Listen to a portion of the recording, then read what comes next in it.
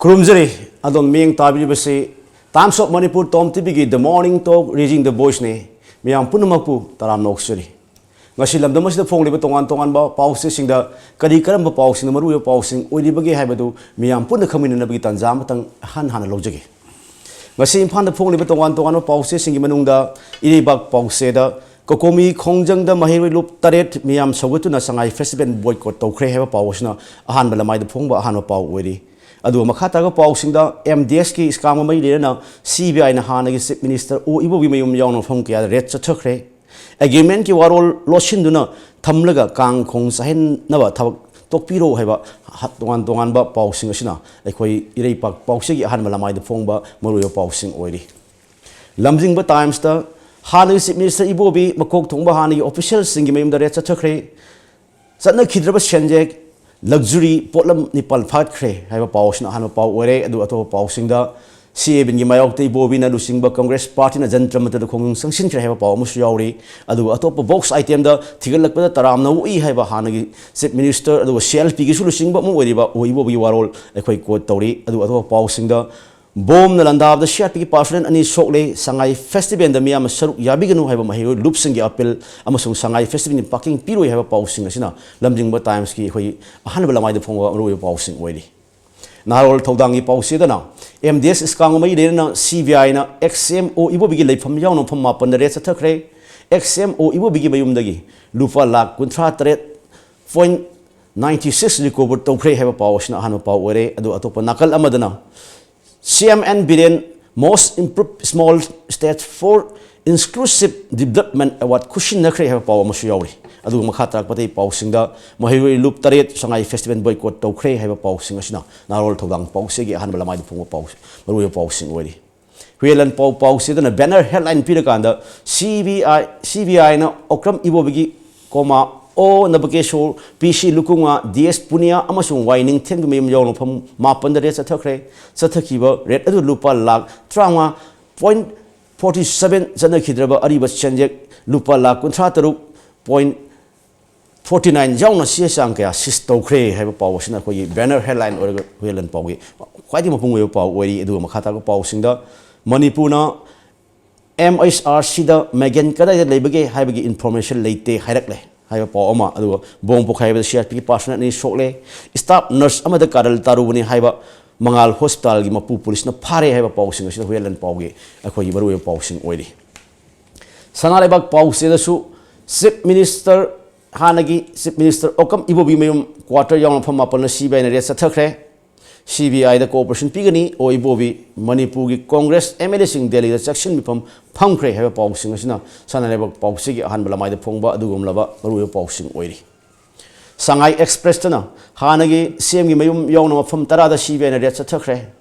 section mi pham human chen konung mamang da gi irin mung phawba Delhi da khongjang sangsin khre pokhai ba CRP person ni sokle mahiroi lup taret na sawat khre haiba pausing asina khoi Shanghai Express mi phungoi pausing oiri Eastern Express tana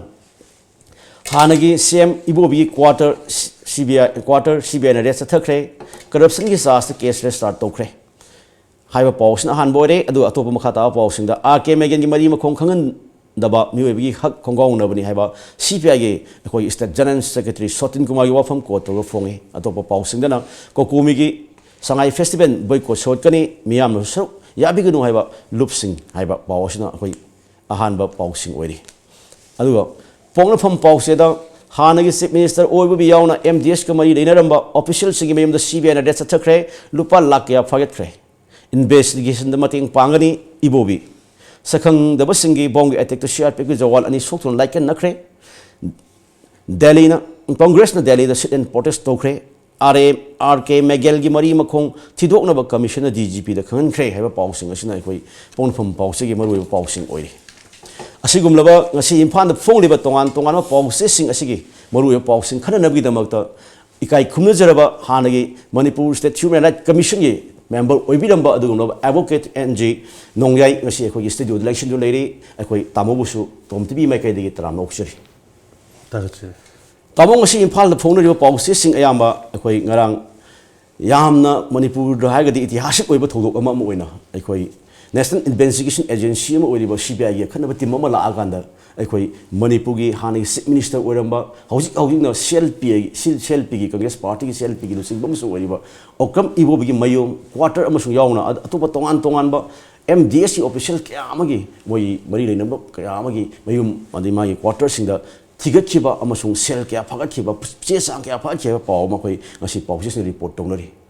oiraiba hojik fawada Manipur gi itihas ta haiba taragadi akhoi asuk sugumba CBI na thum jingjan ba thabak mang thokidri ado handak oiriba film sida kai hani yemi biya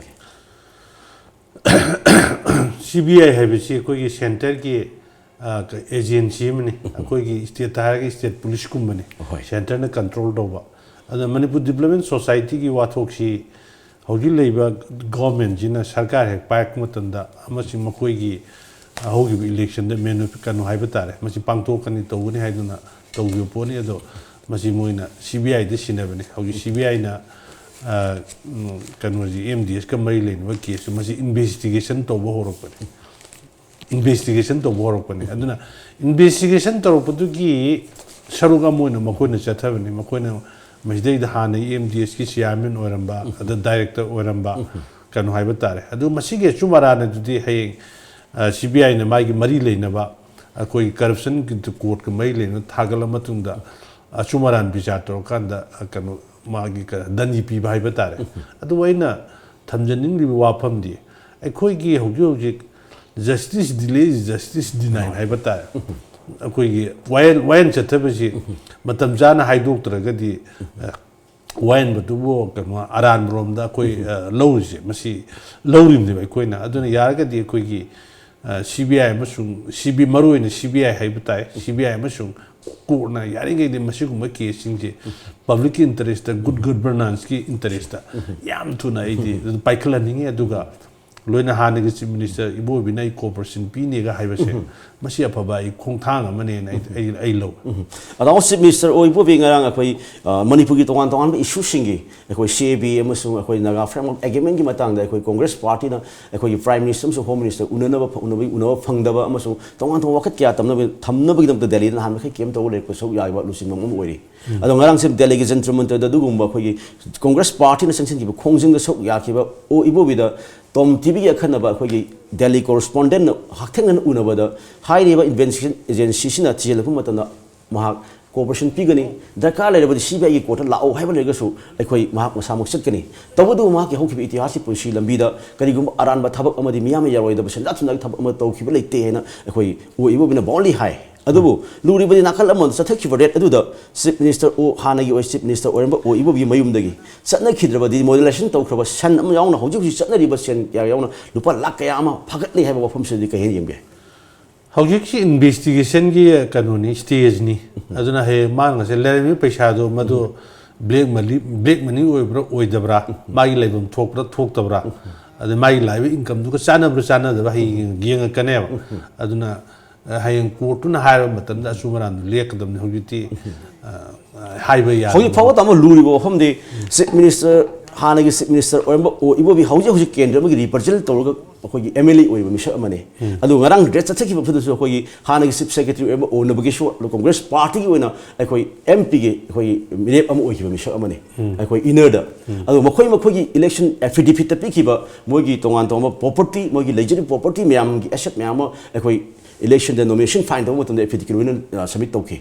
adugumba submit tawki matam da moin uchiba property aduga hauji thijilakba leiriba thengnari property asigi marakta khenaba khara leirabra haibasi ngasi pawse sinda court toibasina hoi miyam khara makti alarming ohele adu haiba posta sagi tongan lan thum yauna atopa tongan station da yauna flat leiramba kolam gi paw ngasi pawse sinda hoi cover townari court to tamo sida di khoi haiba khoi barricade officers sing khoi politicians sing na khoi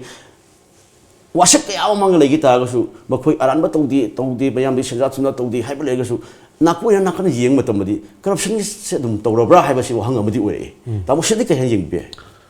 na shahidai da koi gi investigation agency ori besing se makhoi sincerity jam sang ramje ken oi koi gi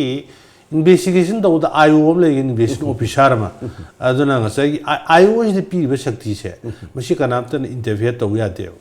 mai matak tong bo officer to ya de mantri jinu to ya de aduna ayo ji gi माना निंगथीजेना थबक पांग थोरक मतमसिदैदा कुथिंगन यादे अदुगा जजना बो यादे आयु कुथिंगन स्वाइसिदैजे नंग अदु हायु अदा हायु यादे होय हाइबे कदवैदा स्वाइ जगह स्वाइसिदन इन्वेस्टिगेशन तो थागलो हाइबदि आयु अदु नतब अतैदि आयोदुदा मथंग थोंग बिसा नत्र एनी जजे सिंगिना स्वाइदा सुमायो सिने सुमायो का हायु लाउ या पोंदे मागी इन्वेस्टिगेशन कनो हाइबता मा इंडिपेंडेंट ने माजी मनिंग मखा तमने मंगसागी कनो पीरी मोन प्रोटेक्शन उन पीरी अदो कोई मणिपुरदी आयु मैम जिंगची मागी कनो दो आई खरदि फोंदो हनिंगे अदुबो मखोय मैम जि मियोय बनि असोन खरदि लेय हायिंग प्रमोशन अमसुंग ट्रांसफर हाइबम लेय मथक थोंग मैम मागी एशिया इद कदोयनि दो अदवाय दुदैदा मोय असोन खरे हे थेंगने मी मैम जिंगे ट्रांसफर मफम चालदा लेनिंगे प्रमोशन मतम चाना कानिंगी आउट स्टेजिंग वेरी गुड इहनिंगे माय मथक थोंग इगदमनि अदवाय दुदैदा पोरा मखले अदर मस्वाइदैदा आयो मैम नि मखो इन्वेस्टिगेशन से कनोमा अखोगी मनिंग मखा तम थिजननबगी होगिले सिस्टम सि मथक खिदैदा ऐगी मोड ओइन हाइतारे मसी कनोमा कनो तो बाय बतारे अरुरु केस पे यार पायंग मतम जे मखोई फर्दर प्रोटेक्शन तोनबा अखनबा प्रोविजन अमसुंग प्रोसेस खरा कनो तो बाय ngaक थोंनबा आई मसी माई आई मनिंग मखा तम तो मसी माई तो होने तामो अदुगा हुजिक एखोई द हुजिक लेरिबा हुजिकी इशूस द लेरिबा पोसी तामो तोंगान माइकै येंग कानसु हुजिक सेंटर द पालिबो लेंगा अस इंडिया लेंगाक ने अदुगा नेशनल इन्वेस्टिगेशन एजेंसी अमसु ओइरगसु एखोई CBI central bureau of investigation से एखोई सेंटर द पालिबो लेंगाक असे ख्वाइदि नकनबा अमनि हासु मियाम पुनमन हाइने एखोई मन हाइबन नत्रगसु मसिगी भर्ट लेरिबा प्रजा मियाम हाइनबा मोटनि थमजरिसे अदुदि हुजिक ओरिबा पॉलिटिकल सिनेरियो अमसु मणिपुरगी ओरिबा इशूस सिंग असिगा एखोई नहान मखै तोरमद्रक कांदा हुजिक दिल्लीदा एखोई opposition party or Congress party na akhoi makhoi huji oriba issues singa sigi matang akan pressure le selection akhoi hana chief minister o ibo bi yauna amsuma gi tongan ba hive MDS ki related oibo official singi mayum da thi bung gi thabak sa tharak pusi di ga yeng ba da sai dei da ama yeng be ahan bi gi dune UP government lai gra andang hoi ni NDA lai gra ado ngasai CBI natre NIA hai bi central gi agency ni central government control do ba ngak tani hai bi government central government gi aya ba matungina moina thok pangthor ka doini ani India da yog jiksi kanu hai batare koi gi UP na BJP mathakta koi gi tawramba NIA CBI gi investigation tawna ba adagi mu NDA na koi gi Congress का मई लेनो मैं तो ना बा कोई राजनीतिक लमन खुमना bye बतारे मसिगुंबगी पोसी mummy मौजी कनो हाय बतारे ममी मतारे आई मसिगुंबजी दे आई लेहनिंग दे मरम कनो वो मनिंग तब एजेंसी अमनि दि हायरगा माके नाखल नमदि सेंगा अमनि इल्ल मसिगुं बाय बतारे मरम कनो कनो द जस्टिस सम पीन ना ब तोरनो बहनक मतम सिदे सिदे पार्टनर पार्शल ब थबक छे एनी गवर्नमेंट अमतना इदि तो होनिंग दे मसिगुं मी से मरम कनो वो मरम कनो गवर्नमेंट की ड्यूटी दि प्रजा द जस्टिस पीबा law and order ngakpa good governance am lehen betune adana sai de partner partial ब थबक एनी गवर्नमेंट तो होनिंग दे नियम सुमना अखोई चिजलिबा पोसक अदु असुम मरान पुथोक पमगमना बा मसु थुना जस्टिस पीबा ngamba people singi apam ko इदु अदा तो होनिंग तामो सिगी परफॉर्म से थम तोंगाना थमरा मतुंग दे कोई तामो अखोई हुजिक मांगा तादि मणिपुर संगाई फेस्टिवल अखोई सही सी ओइना पांगथोकनबा अखोई मणिपुर सरकार की टूरिज्म डिपार्टमेंट अखोई मपुंग ओइबा दायित्व लौग हुजिक अखोई थबक थम पांगथोई चले अदु लुरिबदि हुजिक मणिपुर की द लैरिबा इशू सिंग असि येंगा कानदि अखोई संगाई फेस्टिवल से पांगथोफम थोकत्रबा हाबसे पीपल सिंगी महु सिनलगा लैरिबा अखोई कोकोमी आउन तोंगान लुक कया आमना संगाई फेस्टिवल बॉयकॉट तौगी अखोई तौरगनी हेब लौथोखिब लैरे अदु ngarang तोंगान बा अखोई इम्फाल इसी अखोई संगाई फेस्टिवल की मपुंग फाना पांगथोफम ओइरिबा हता कांगजिबोंगी नाकन द नाइबरिंग द लैरिबा अखोई तोंगान क्लब ऑर्गेनाइजेशन मयाम मसु ममांगी हौखिबा सही सिंग द पिरम कोऑपरेशन पीरु हेब वफम ngarang पाउसे सिंग द फोंगदोंनि बि पाउसे सिंग द अखोई मपुंग ओइन कोट तौग फोंनरि हौजिक ओरिबा फिल्म सिदा अखोई संगाई फेस्टिवल से पांगथोकपा अमसुंग पांगथोकतबा हायबनि अपा लैंगा के माइकैदगेदि अखोइना टाइम फ्रेम तौगिबनि टाइम सेदुनि पांगथोकनि हायबनि अदुगु मणिपुर पीपल सि मो सिलेबा को कोमियम मणिपुर प्रजा म्यामदि संगाई फेस्टिवल मतंग सादे हायबनि अनि जानबा अमसुंग जानदबा अनिगे मरक्ता फेस्टिवल से पांगथोकपा मपुंग फागनि नत्र फारो हेन उबि कयेन उयेंबिबि यागे गणतंत्र Chatap लैबा अमदा kanu hai batare koi gi the elected bodies maruina parliament assembly deida opposition ge chogo role maram di government du gi achuma maige am da purong hona bada magi kanu hai batare magi rule mayam leba aduna opposition yaw dum to ganatantra du mapung pharoi samna hai sumain to dana ganatantra set ba leba amada akoi gi pressure group hai batare se pressure group jo ko mi ji pressure group ba maramdi government na lalak matam da government ne kari kuma thaba ma lana sakhido matam de press oin sakon som chalu people welfare si do adu do ada to wa ida adana mo na people ki welfare ki da mukta huji na wathoka akoi gi nsnim gi tuksi ga mari leine na makoi center government pressure khara tawri ba ga state government center de pressure ka tawri karma pressure no hai bu masi gi watho sina na hogi leba masigi sandai na proportion manipur ki territorial integrity na traga administrative amasum culture kanu haiba ta phibam amata da shon ganu haiba neba haiba masigi pressure gi ba pressure do buji program no sangai festival ji mokoina kanu haita ko ko na boycott do ni this is part of the movement gi part amane pressure neba ada sai da aina thamjaning ei chi kaino haiba tai makoi chu kokomi kangu mayam chu yamna kumne yeng maga masigi mangya ba tungje ba mayam ma leram gani government gi chu masigi mangya ba tungje ba kari kara mayam ma ga amal leram gani government hairi koi han sei kuding gi to po da mani masina koi gi kan hogi ti sangai festival jam pak chang to ge ptv kan mayam ma ga participate to do ni aduna masina shum kai the gi boy tara boy gi next year lak tam next year law and order chukum film la ga de lak tam sai duna akoi tourism chocolate have state ki income kari ka lahane ha machine achoba kanu hai batara mathang da lak tam sai si ni ada shom da na sheikh ma khoi state ki hogi le bi su ya maroi bi su ni machi koi changun ji harau kum yaw gum ji haina torok pani sahi simagi du dina thei thamaga na to se lam da torok matang na muk to ji haiben yamna kanu haiba tare ani ji ge to nari ba po chi kan mai ki ani ma ki wafam khidmak ti chum chum adu firep ama khak lobu ngam da bishni people the war is firep ama khak law thok ngam da bishna parja da chamam na ba ma mai la aduna sai sai khoi ne yeng ba yari ba si kanu ne khoi manipur da hojik naga gi hojik si aru ba poram ni jangjel si aru ba poram ne ada hojik akoi manipur issue ne pik thale mani kep ki issue le re ilp ki issue le re naga gi le re insurgency movement le re the scheduled tribe on bagi le re aduna sai akoi movement tori ba lusin ba mayam jing he movement tor kuma tam ji da kanu hai batare akoi socio economy education hai bata socio economy education law and order masi ju khai yeng bi gadam ne brandi machine koi sel chunna kyam kaithari adegi lai shu tam da kyam ada kaitha gani adegi koi samaj da kari chaithing piri nata adegi loro kari kara ka masi aisang ya duga people your opinion ama semgala ga press to jam ta ka wai brandi kenu this masi le to matam da masi gumba pressure group si le to matam da sarkar do kanu hai tare da mana ga sai ki asmana yam so bu rule in democracy chum thuk chum sin ma ai low brain khale train gi head kum hai tare head kum aduna ga sai moment to ri ba me am jing sina ai moti le bi shu me am jing sidel socio economy educational hai da law regisi kan da karmana hana to ni karmana hana to roi adi mi me am ni kada wai da yahon gani kolan gani adagi ai masi me yengan jaba pamjai adu yai ge di akoi non violence sai bata hingsa yaw da puramada ai di tong ji si taun people me am gi le bak ki me am so pam ba mani hingsa yaw du ba hingsa adumade to honing mamdi ko hing sang sile ba sing so lei ba sing so akoi kai gum demand ma to matam da hingsa ba phau thado kan da akoi yam sum ba democratic way da akoi chang ma thok tai ha bi adumade to honing o ta ma hojik akoi gi mang ta ri si yam akoi nungnang ba manipur people sa parja da nungnang ba ma le li si hojik Shanghai Festival pangthok na bagi leiba adi soki na kan na tongwan ba akoi naga framework agreement amasung citizenship amendment bin gi wathok myam le rek padi gi akoi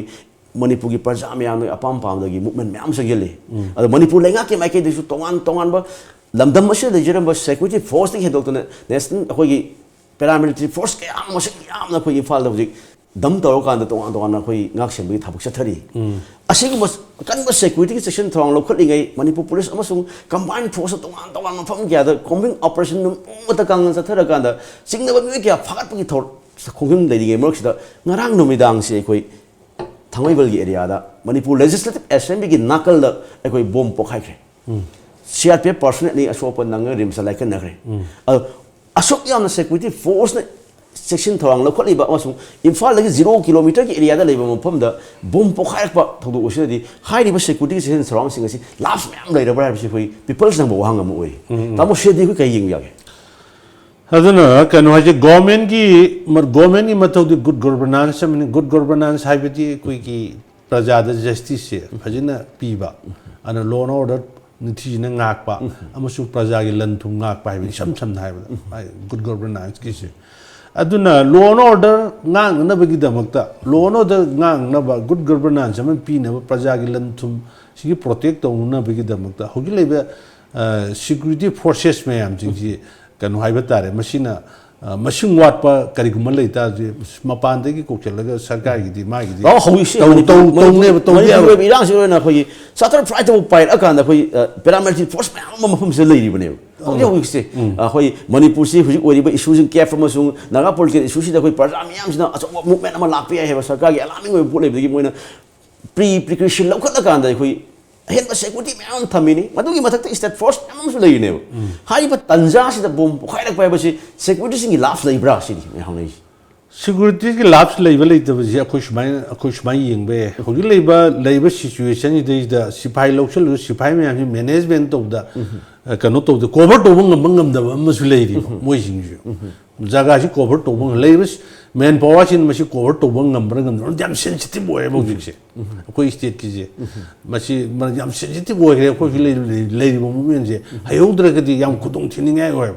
adni state government ju mai governance to on da sipai me am ai su ko main power do matik chari ba sadra ba aina khang ge se leiba main power du ga leiba situation control to ngam da ba hai ba ma ahamda ani subada akoi gi situation you tackle to na ba gi damakta akoi gi moje kyam expertise to ge kyam training pire ge sine maming te ge thama bra maming te ge thambra sine aina khamram de ke no hiti samna hai ba da akoi gi security agency king ji terrorism ji kamai thengni hai ba si masi gi tongan ba training lai re ba adai sexual crime ji kamai thengni hai ji masi gi tongan ba training lai re ba then adagi huralo na ji kamai to ga thengni hai tongan no ji specialize hai ba tar security forces me ham jing ji dai da aduna main power wali bra natraga koi gi yamna expert oi ba koi gi team lai da bra inang nak ba swai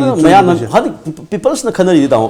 heart of city da khoi sani madi gi manang ta bom bukhara kan manipur police person ge distant SP ba yawn person taru manga am sumisem mo sokui thok lai gre tili pati da pokhai bi thok lai gre in this week in this month khoi si thasi manung da adu ngarang na manipur gi khoi gi miam na sakta pham mo sori ba manipur gi lenga ge manipur gi parsa miam gi ba khoi gi ware problem mo ba manipur legislative assembly gi manak mak da bom bukhara pai ba si sharpep na ta ba basic ma so khoi gi legislative assembly gi campus ma si ngak semi thamuk sa thani bane adu sharpep sok pai ba si ma pham adu ta so sharpep gi person sina ngak seli hai ba si ne adu gi mathak ta khoi gi tongan ba additional state force ma am su lai ri bane si da bom bukhara ba si security sing section thorang wa hai ba si adu di atasing na hai tar ko ti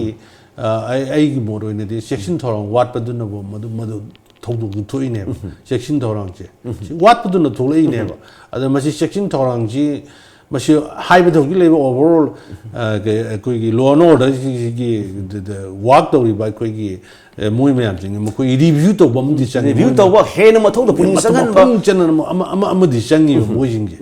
aduna ai adwai dai admaina dum da tong hoi tamo du khoi howi si khoi manipur si isu wat lam dam ni tongan pen na yam kholong am lauri khoi sangai festival adai ne tongan hum thang kan da su khoi kefs amasung khoi naga framework agreement si khoi yaning da parja mi khongjang hanji hanba leite ngarang su khoi infan iski saruk uriba khoi andro parking hai batai konung mang da gina khoi irin bung phau gi manung da leiba ꯑꯩꯈꯣꯏꯒꯤ ꯇꯣꯉꯥꯟ ꯇꯣꯉꯥꯟꯕ ꯁꯦꯛꯁꯟꯒꯤ ꯑꯣꯔꯒꯅꯥꯏꯖꯦꯁꯟꯁꯤꯡ ꯃꯍꯩꯔꯣꯏ ꯂꯨꯞ ꯀꯌꯥ ꯑꯃꯅ human ꯆꯦꯟ ꯁꯦꯝꯃꯀꯥꯟꯗ ꯑꯩꯈꯣꯏ ꯉꯁꯤꯁꯨ ꯃꯅꯤꯄꯨꯔꯒꯤ ꯑꯄꯨꯟꯕ ꯁꯛꯇꯝ ꯀꯥꯏꯕ ꯌꯥꯔꯣꯏ ꯑꯩꯈꯣꯏ ꯂꯝꯗꯝ ꯑꯁꯤꯗ ꯁ꯭ꯇꯦꯠ ꯑꯁꯤꯗ ꯑꯇꯣꯞꯄ ꯁ꯭ꯇꯦꯠ ꯇꯣꯉꯥꯟꯕ ꯁ꯭ꯇꯦꯠ ꯑꯃ ꯁꯦꯝꯕ ꯌꯥꯔꯣꯏ ꯄꯥꯟ ꯅꯥꯒꯥ ꯆꯠꯅꯕ ꯌꯥꯔꯣꯏ ꯇꯣꯉꯥꯟ ꯇꯣꯉꯥꯟꯕ ꯈꯣꯜꯂꯥꯎ ꯀꯌꯥ ꯄꯦꯟꯗꯕ ꯂꯥꯎꯒꯅ ꯃꯌꯥꯝ ꯄ꯭ꯔꯣꯇꯦꯁ ꯇꯧꯏ ꯃꯗꯨꯅ ꯃꯦꯟ ꯐꯣꯀꯁꯇ ꯇꯣꯉꯥꯟ ꯇꯣꯉꯥꯟꯕ ꯂꯝꯗꯝ ꯑꯁꯤꯒꯤ ꯂꯣꯏꯖꯤꯡ ꯂꯣꯏꯌꯥ ꯃꯐꯝ ꯇꯣꯉꯥꯟ ꯇꯣꯉꯥꯟꯕ ꯑꯣꯜ ꯗꯤꯁꯇ꯭ꯔꯤꯛꯁꯤꯡꯗꯁꯨ ꯑꯩꯈꯣꯏ ꯄꯦꯟꯗꯕ ꯁꯦꯛꯁꯟ ꯋꯥꯀꯠ ꯃꯐꯝ ꯆꯪꯕꯁꯤꯡ ꯆꯪꯁꯤꯜꯂꯤ ꯑꯗꯣ ꯃꯦꯟ ꯄꯦꯛꯀꯤ ꯂꯤꯁꯤꯡ ꯃꯈꯥꯗ ꯀꯣꯀꯣꯃꯤꯒꯤ ꯂꯤꯁꯤꯡ ꯃꯈꯥꯗ ꯆꯪꯁꯤꯟꯕꯅꯤ ꯇꯥꯃꯣ ꯑꯗꯣ ꯍꯧꯖꯤꯛ ꯃꯤꯌꯥꯝꯒꯤ ꯈꯣꯡꯖꯪꯁꯨ ꯍꯟꯗ꯭ꯔꯤ ꯑꯗꯨꯒ ꯍꯧꯖꯤꯛ ꯚꯥꯔꯠ ꯁꯔꯀꯥꯔꯒꯤ ꯑꯣꯏꯕ ꯐꯤꯔꯦꯞꯁꯨ ꯆꯞ ꯆꯥꯕ ꯑꯃꯁꯨ ꯂꯦꯞꯄ ꯂꯩꯇ꯭ꯔꯤ ꯂꯥꯎꯊꯣꯛꯏꯕ ꯃꯌꯥꯝꯅ ꯄꯥꯝꯃꯤꯕ ꯗꯤꯃꯥꯟ ꯉꯁꯤ ꯐꯥꯎꯕꯁꯨ ꯄꯤꯕꯁꯨ ꯂꯩꯇ꯭ꯔꯤ ꯁꯔꯀꯥꯔꯒ ꯃꯅꯤꯄꯨꯔ ꯂꯩꯉꯥꯛꯀ ꯀꯣꯀꯣꯃꯤꯒ ꯋꯥꯔꯤ ꯁꯥꯟꯅꯔꯒꯁꯨ ꯃꯥꯏꯀꯩ ꯑꯅꯤꯃꯛꯀꯤ ꯃꯔꯛꯇ ꯑꯩꯈꯣꯏ ꯑꯃ ꯄꯨꯁꯜꯂꯛꯄ ꯁꯤꯃꯅ ꯐꯔꯦ ꯍꯥꯏꯕ ꯁꯤꯃꯅ ꯑꯆꯨꯝꯕꯅꯤ ꯁꯤꯃꯁꯤꯅ ꯁꯤ ꯋꯥꯔꯦꯞ ꯑꯃ ꯂꯧꯔꯦ ꯍꯥꯏꯕ ꯑꯃꯁꯨꯡ ꯄ꯭ꯔꯖꯥ ꯃꯌꯥꯝꯗ ꯎꯍꯟꯕ ꯂꯩꯇ꯭ꯔꯤ ꯑꯣꯏꯔꯛꯏꯕ ꯐꯤꯕꯝꯁꯤ ꯇꯥꯃꯣ ꯀꯃꯥꯏꯅ ꯌꯦꯡꯕ ꯌꯥꯏ ꯑꯗꯨꯅ ꯍꯧꯖꯤꯛ ꯂꯩꯕ ꯀꯦꯞ ꯑꯃꯁꯨꯡ ꯀꯩꯅꯣꯒꯤꯅꯤ ꯑꯩꯈꯣꯏꯒꯤꯁꯤ ꯅꯥꯒꯥꯒꯤ ꯋꯥꯊꯣꯛꯁꯤꯅꯤ ꯑꯩꯈꯣꯏꯅ ꯃꯔꯨꯑꯣꯏꯅ ꯍꯧꯖꯤꯛ ꯇꯣꯞ ꯄ꯭ꯔꯥꯏꯌꯣꯔꯤꯇꯤ ꯑꯩꯈꯣꯏꯒꯤ ꯃꯥꯡꯅꯕꯤ ꯂꯩꯔꯤꯁꯦ ꯑꯗꯨ ꯅꯥꯒꯥꯒꯤꯗꯤ ꯁꯦꯟꯇꯔꯒꯤꯗꯤ ꯐꯤꯔꯦꯞ ꯑꯃ ꯂꯧꯈ꯭ꯔꯦ ꯀꯔꯤ ꯐꯤꯔꯦꯞ ꯂꯧꯈ꯭ꯔꯒꯦ ꯍꯥꯏꯕꯕꯨ ꯐꯥꯏꯅꯦꯜ ꯁꯣꯂꯨꯁꯟ ꯑꯃ ꯅꯥꯒꯥꯒꯤ ꯐꯥꯏꯅꯦꯜ ꯁꯣꯂꯨꯁꯟ ꯑꯃ ꯄꯨꯔꯛꯇ꯭ꯔꯤꯉꯩ ꯃꯃꯥꯡꯗ ꯑꯩꯈꯣꯏꯒꯤ ꯃꯔꯨꯑꯣꯏꯅ ꯀꯩꯅꯣ ꯍꯥꯏꯇꯥꯔꯦ ꯃꯣꯏꯒꯤ ꯁ꯭ꯇꯦꯛ ꯍꯣꯜꯗꯔ ꯑꯃꯁꯨꯡ ꯒꯣꯔꯃꯦꯟꯗ ꯇꯥꯟꯅꯒꯅꯤ ꯍꯥꯏꯅ ꯃꯈꯣꯏ ꯐꯤꯔꯦꯞ ꯂꯧꯈ꯭ꯔꯦ ꯑꯗꯨꯅ ꯃꯁ꯭ꯋꯥꯏꯁꯤꯗꯩꯗ ꯑꯩ ꯁꯨꯝ ꯈꯟꯕꯗ ꯄ꯭ꯔꯥꯏꯝ ꯃꯤꯅꯤꯁꯇꯔꯒꯤ ꯍꯣꯝ ꯃꯤꯅꯤꯁꯇꯔꯒꯤ ꯑꯌꯥꯝꯕ ꯑꯗꯨꯋꯥꯏꯗꯗꯤ ꯁ꯭ꯇꯦꯟꯁꯦ ꯇꯧꯕ꯭ꯔꯩꯅ ꯑꯗꯨꯝ ꯑꯩꯗꯤ ꯂꯧꯋꯦ ꯑꯗꯨ ꯁ꯭ꯇꯦꯠ ꯒꯣꯔꯃꯦꯟꯅꯁꯨ ꯁꯦꯟꯇꯔꯅ ꯍꯥꯏꯔꯤꯕ ꯖꯒꯥ ꯑꯗꯨꯋꯥꯏꯗꯗꯤ ꯁ꯭ꯇꯦꯠ ꯈꯔꯗꯤ ꯑꯗꯨꯝ ꯂꯧꯔꯤ ꯑꯗꯨꯒ ꯑꯗꯨꯅ ꯃꯁ꯭ꯋꯥꯏꯁꯤꯗꯩꯗ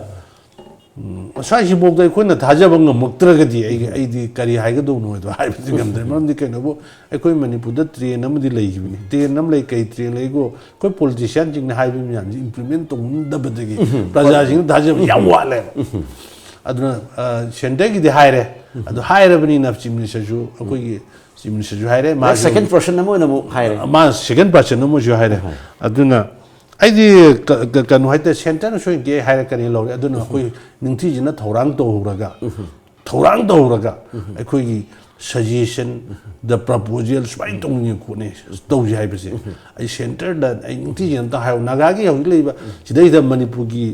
मरी लेने मतंग स्वाइदा याम कंक्रीट प्रपोजल को शुमाइन तौनी से मचे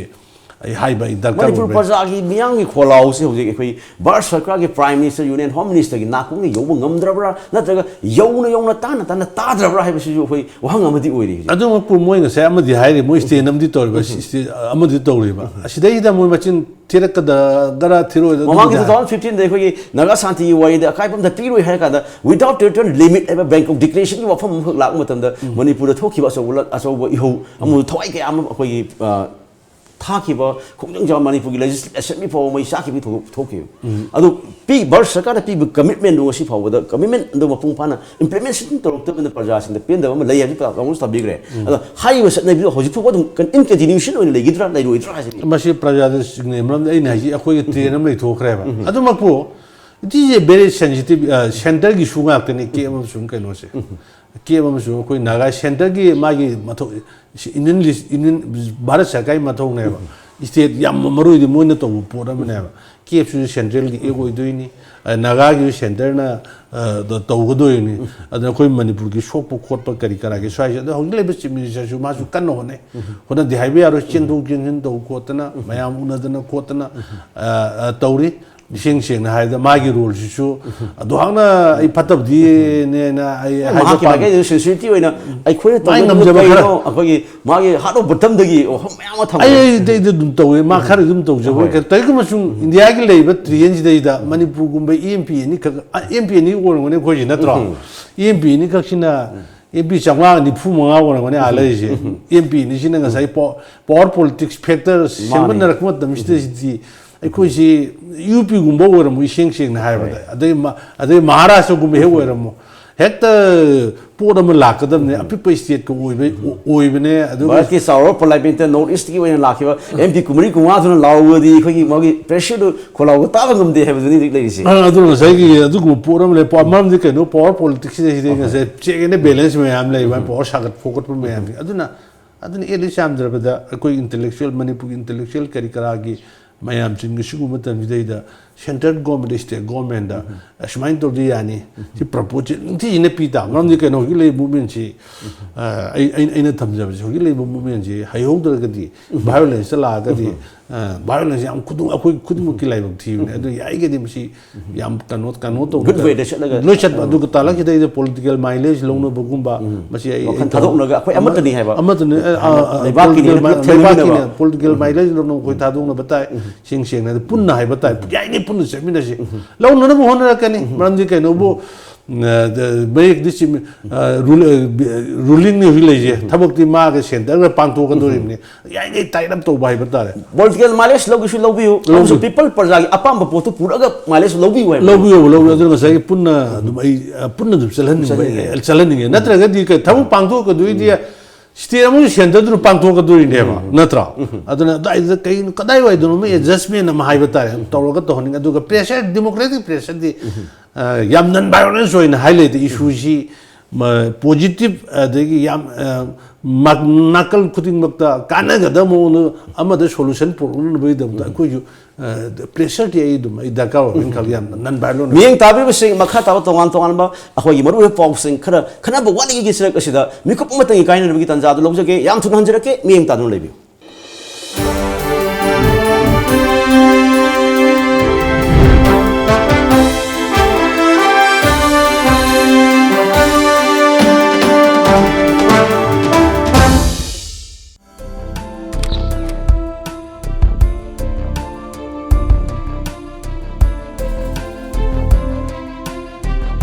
Iramdam da fangba polam singna iramdam asimakta da sajaba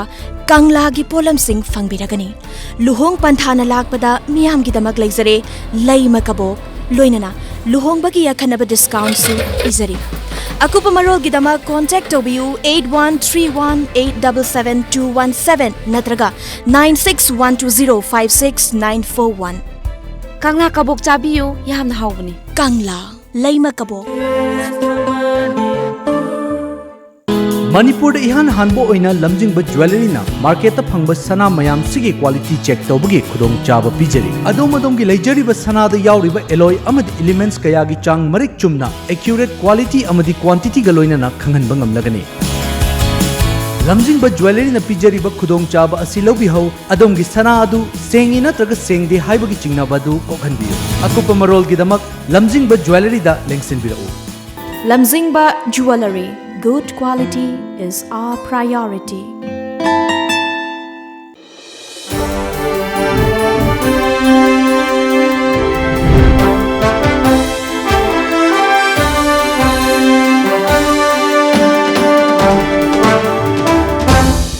Tom tipi the morning talk raising the voice meeting tabi bising bu amuk kan taram no actually. Tamu makha tarak posidi koi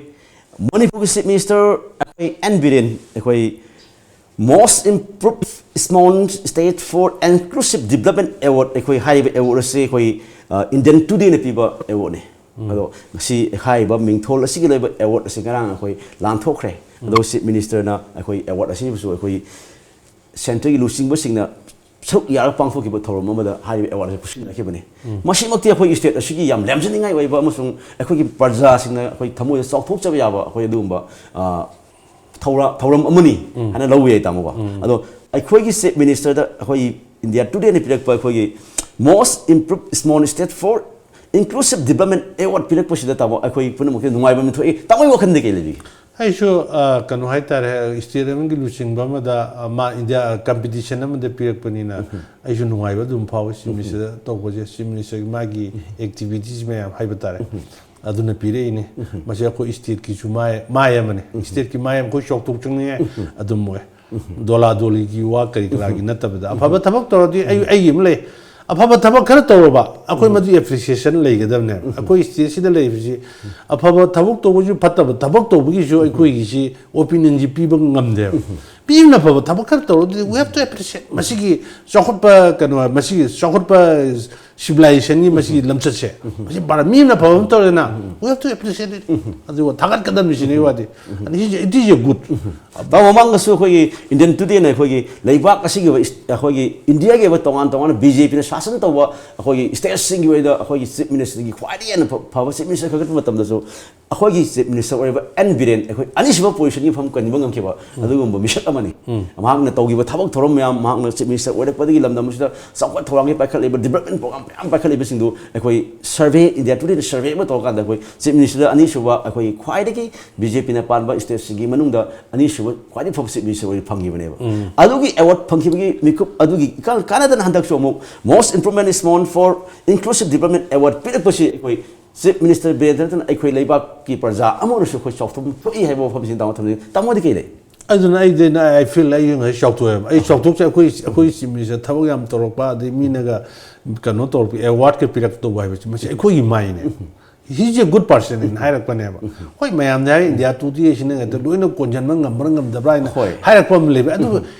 he is mazu something is best something mazu ka no maneba ko india tu ti si yam popular oi pura maneba india apuno ma ki oina man higher ko chi theta tarai ta na hai banati ai ji ma mayam ma survey to ngoneba ka to ma yi mai real mayam ma to ngone to de apon de ba aduna ai di adai du dai sam sam nai ba ai sun ai adu manipuri praja miya na pamedi लेबाक से लुसिंग N Biren इकाई खुनुजरे minister N Biren अखोई India today ने तोंगान तोंगान तांकक अनिरक्त अखोई ख्वाडी न BJP ने पार्लियामेंट इफिसिएंट सिंग मरक्त अनि सुवस ख्वाडी फबस मिनिस्टर अवना पिरकिबा अदु हंतक ना मोस्ट इंप्रूवमेंट स्पोन state for inclusive development award पिरक खबिना अवार्ड सिंग असि फंगबा अदुगुमलब लेबाक असि मिनिस्टर मखा ताना मणिपुर प्रजा मियाम अपा मसिंग येंगा कांदा अखोई हेन फब अवार्ड सिंग लौनबा अखोई मथौ ताई थबक होन मथौ ताई हैबसि ताओ मियाम न पामनरि बफम सि ताओ अदो मसिमक्सु अखोई चीफ मिनिस्टर एन बिरेन अखोई थाबक्का अमसुंग चिनगा खुक्का सानना पांगथोरपदु उरेशन हाइबसिमसु अखोई विश पिजबग लोयना माना फंगकपसेसु अखोई पीपल अमोना तोम टीवी माइकै दिगु थागसु फुंदुगे ताओ याम नुआरे तामो नकल अमरुम तामो अखोई हौजी अखोई 2016 दा अखोई पांगथोखिबा एमपीएससी ने लौबा अखोई परीक्षा दा अखोई High Court of Order the signal duna hoi Supreme Court the thakiba special leave petition adu ngarang akhoi court na club to bu loina anu parikha pangthu no khang khre lamdam se damo MPSC gi oiba to myam mamang su thoki myam ma legre adi tong an amu pangthu equipment de oisu to ro ga namu chatna ba yaroi hebe gumba amek to su to ba chatna myam ma le adu citizenship boibadina khoi de mu ki wakat no bi chatpagi thongsu court ri sam chawna hanga tham ga leiri adu hojik को न पिरखिबा अखोई club तो gun अखोई noun परीक्षा पांगथो हन पिरखिबा वहेन सि तामु कहेन जेम यागे एमपीएससी बे यूपीएससी जे मसी कॉन्स्टिट्यूशनल बॉडी ने संविधान याव बॉडी ने मोजिन it is not a statutory body ने ते एग म सेम तो न ते याम इंपोर्टेंट होय गजान एन एमपीएससी मसी यूपीएससी सि कनो हाइबा तारे माना एग्जामिनेशन तो खनगदु मी मैम जिंगे प्रिंसिपल अनिकक द चले पृथ्वी गोइना नॉट पर्सनल नतबा ऑन द मेरिट हाइतारे मेरिट चटकदब पोरा मने मेरिट मेरिट चटकदब पर्सनल दे चलोइदबने अदुना मसी थबो इंगांग लोबो खोद कमीशन में पृथ्वी गोइना जो मेरिट चटकदब मसी पर्सनल मैटर ओरिदबने जे दु मसी लेजेबा पोरमने प्रिंसिपल जे अदु मणिपुर पब्लिक सर्विस कमीशन दा 2016 की पोर्ट हाई तारे को थौदो म थोए थौदोसी ने एमपीएससी की जो कनो हाई बताई थाजदब पोरम ओरकनी लेसन नम सोइ बे थाजदब पोरम अदुना हंदक की स्वाई की जगह जी ngorगा मणिपुर पब्लिक सर्विस कमीशन ना मसिगुम थौदोसी मकाता ना थोक्तना भाई बतारे को आई थबक दी पाहनिंगी अदुगा लोइना हौजी सुप्रीम कोर्ट जोंगरबनीना हौजे हौजी सटकदोसु ओंली ngसाइगी एसएलपी मचलबनीना रिव्यू तोबियोना अदुम कक्तंग दे मु हाइरोबे याय अदे रिव्यू तोबजी दे सिक्योरिटी दे हाइबंगम दे रिव्यू तोबियो नोना तारि बसे तक रिव्यू तोबियो दि कनोमा मोइदा जज सुप्रीम कोर्ट जज हाइरो दि आबा कोइगी कनो तोइबो कामु मयाम जिंगिना अदु ngसाइ मदु विक्टिम होइबो कामु हाइ मा हाइ स्टेट न सटपे याय अदु मजे हाइ मोनि याउत्रगदि कनो हन बता रहे कनो जी हन बताए कोई की Patience. एग्जामिनेशन हन बताए मम कनो आई थिंक अते तो पाई लंबेल जे उद्रे सुप्रीम कोर्ट हाई कोर्ट के हौजी अरोइबा लंबेल मोय लाइसिंग जे मरम कनो review revision appeal double bench single bench full bench मैम लाइबा पोडम लेरिबा मागी कोई के प्रोसीड्यूर लेबा सुप्रीम कोर्ट हाई कोर्ट की से अदन लंबेल जेलु से लप्राई नहीं Oh, tamo, aku ku na aku hanna ba ya thangmu pi dei se. Aku pangfu ke thabak tu di kai gumba sahi na ba pen da yaning da ba khan lai de ha gi sigen amaga loina pi dei ko ne. अदो हंदे कि हम नुरे से मा कनु हाइते CBI की पोरम यावरीबा पोतु लाले हरे कांदे quash तो बुदन नतना लालमी दुसु दंदी पियो सीबीआई वो एनक्वायरी तोरग दंदी पियो लो हाइबा डायरेक्शन में यावरीबा अदन मसी सीबीआई न जो मा ngसai की लालमिना कना नो लाल इस्ती स्वाइदम ले लोजिगा मा इस्ती से इस्ते सुंगाल नान बेया दे इस्ते सुंगाल नान बेया दे मी ते लालु इस्ते सुंगाल नान बेया दे लालमी म्याम दंदी ते पी न होनर कने मिस्ते से Ado tamo hete CBI gumba National Investigation Agency gumba NIA gumba da he thijel loiba ko ki direction he ko yara ko na ko gi reason phangna bo na delay to no bi posa amsun mo hele. So ado na ai ngas haje ki justice delay justice deny na ko gi yai ga de kanu si ko agency sing se masi ai ku thingel lo dan ado na corruption India da corruption je di semne am jawra ba ini semne rice commission me India da कनो सी अखोई की लेबे investigation agency सिंग याम कुथिंगन करे ममदि कनो वो government lakh म तमी देदा अदन अखोई म्याम अखोई की कनो हाइबता नेशनल ह्यूमन राइट्स कमीशन की स्टेट कमीशन की द हाई कोर्ट की सुप्रीम कोर्ट जजेस म्याम जो कोई मरमक द पुले नेशनल ह्यूमन राइट्स कमीशन जे पुला का करप्शन कंट्रोल तो न बगी सो खना नहीं न तमी देदा म्याम दुमाई ने यार कदे मसी सुप्रीम कोर्ट नत्र सुप्रीम कोर्ट कुंबा मना कोई या कनो हाइता माई मखादा सीबीआई थंबा गायना कोई पुथोंग ने म्याम मरम दि कनो खै इंडिपेंडेंट करी करा अमा न तौना अदुमपा होय कजु कायदे मसी अदुमप human being is necessarily corruption दि दुम बारा दुम ले अदु we have to control corruption Limitation do ni tamo. We have to control कोई control तो बुद्धि तय ह्यूमन भी सुप्रीम कोर्ट of फमी मीनी देखिए शोम द प्राइम मिनिस्टर नत्रगा कोई की कनो द चिमी शोई मीनी देखिए शोम द चीफ सेक्रेटरी देखिए आईएएस करिका मींग हाकते ने अब अदर मसी इशिंग चिंग मी में इंटीग्रिटी है इंटीग्रिटी से Kaga loiba gwa na ra hai ba. as होगी ले बट ट्रेन दे द कनो हाइता स्टेल कनो हाइता मसाई की पोचे हंगबया वो हंगो Neither ruga su memang thupa ya da ba. ये हंगबया कनो तो वो यार पूरा इकल्ला बनी है अदना मसी मी ने शेमंग हाकते ने ये जीव मी कोई न तो गदा बनी मी जिन्या इम्पोर्टेंट हो रही है अदो मी जो गिले सिदे सिदे निति जिन्या कल्चर तो वाइब तारे एजुकेशन कल्चर तो याम दरकार है अदना एमपीएससी की जय शुगम द लंबे द लुशलाबेन खाले मोय ने रिव्यू तंग तो बियो नो मो Miyam na Manipuri Prajan thajani ngai ba MPSC UPSC examination power sai na ba kya ma thoruk posin hoi Manipur Praja sin lakada ba hoi tungi hoi nation gi yumbi oi da ba mahiroi sing gi wakhal de algam ba set down loi bu posu amadi uhele da mo masima makha ta le thok ta bo hoi afaba asum lambi da set posin hai bisi ta mo thamjaningi ta mo yam nuai je ngasi Tom TV gi the morning talk raging voice ta mo leng bi tuna hoi tongan malam se phung ye pause singi baru ye pause khana ba sok han bi da mukta hanagi human rights commission ye khoi advocate khoi member oi be advocate and nong yai busu khoi Tom TV mai kai di am kana thaga sa phung dok se miyang tabir ba se ngasi gi ore di Tom TV gi the morning talk raising the voice mikop asida miyam puna mukta kai ner bi tan jadu lok jage miyam puna mona kai ner bi tan jadu pinabi